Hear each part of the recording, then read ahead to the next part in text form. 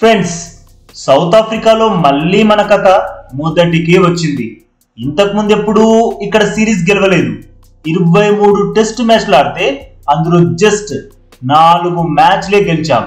కనీసం ఈసారైనా సిరీస్ గెలుస్తారేమో అనుకుంటే మన వాళ్ళు ఫస్ట్ డేనే చేతులు ఎత్తేశారు. ఈ మ్యాచ్ లో టాస్ గెలిచి సౌత్ ఆఫ్రికా మనల్ని బ్యాటింగ్ కి ఆహ్వానించింది. రోహిత్, జైస్వాల్ ఓపెనర్ గా వచ్చారు. అయితే సఫారీ బౌలర్స్ మన వాళ్ళను బాగా ఇబ్బంది పెట్టారు. మీకు తెలిసిందే, సౌత్ ఆఫ్రికాలో బ్యాటింగ్ చేయడం చాలా కష్టమని. అక్కడ చాలా ఓపికగా పరుగులు సాధించాలి. కానీ హిట్ మ్యాన్ తన ఫేవరెట్ పుల్ షాట్ ఆడేశాడు. అది కాస్త స్ట్రేట్ గా ఫీల్డర్ చేతిలోకి వెళ్లి పడింది, అవుట్ అయిపోయాడు. రోహిత్ లాంటి ఎక్స్పీరియన్స్ ప్లేయర్ నుండి ఇలాంటి షాట్ అస్సలు ఎక్స్పెక్ట్ చేయలేదు.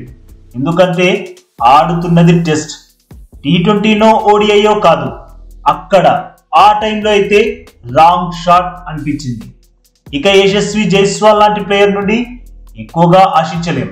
తనకి కొంచెం టైం ఇవ్వాలి. తను 17 రన్స్ చేసి అవుట్ అయ్యాడు.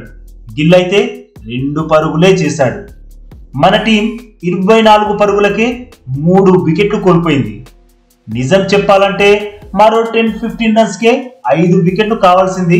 But south Africa fielders catches drops వల్ల ఇటు విరాట్ కోహ్లీ, అటు శ్రేయస్ అయ్యార్ బ్రతికిపోయారు. కాకపోతే అలా వచ్చిన అవకాశాన్ని ఈ ఇద్దరు ప్లేయర్స్ సరిగా ఉపయోగించుకోలేకపోయారు. కుదురుకున్నట్లే కనిపించిన వీరిద్దరు ఒకరి తర్వాత ఒకరు పెవిలియన్ దారి పట్టారు.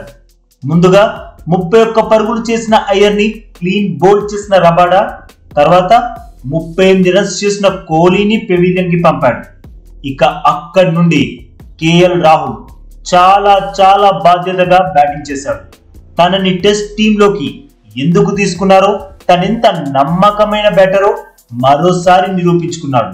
ఒకవైపు వికెట్స్ పడుతున్నా సౌత్ ఆఫ్రికా ఫాస్ట్ బౌలర్స్ చేస్తున్న దాడిని ఎదుర్కొని బలంగా నిలబడ్డాడు. తనకి శార్దుల్ ఠాకూర్ కొంతవరకు తోడు నిలిచాడు.